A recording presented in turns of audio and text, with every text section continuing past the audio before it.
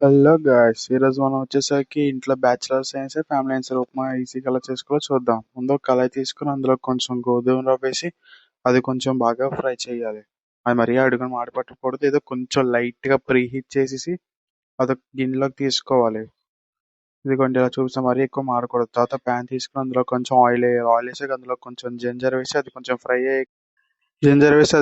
అయ్యి తర్వాత అందులో కొంచెం పచ్చెనపప్పున పలుకులు వేసి అవి కూడా బాగా ఫ్రై చేయాలి.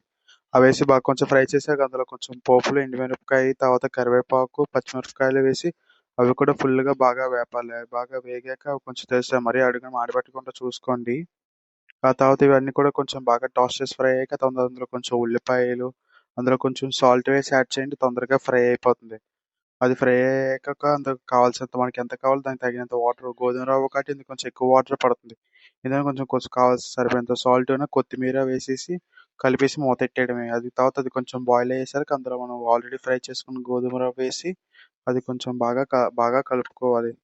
కొంచెం అక్కడే మనం ఉప్పు కూడా చూసుకొని అడ్జస్ట్ చేసుకోవాలి. తర్వాత అందులో మూతెట్టేసి కొంచెంసేపు మధ్య మధ్యలో కలుపుతూ ఉండాలి. మళ్ళీ అడుగున మాడిపోకూడదు. అది అడుగున మాడిపోకుండా చూసుకోండి. ఇదే మరి ఈ వీడియో మరి లైక్, షేర్ అండ్ సబ్స్క్రైబ్.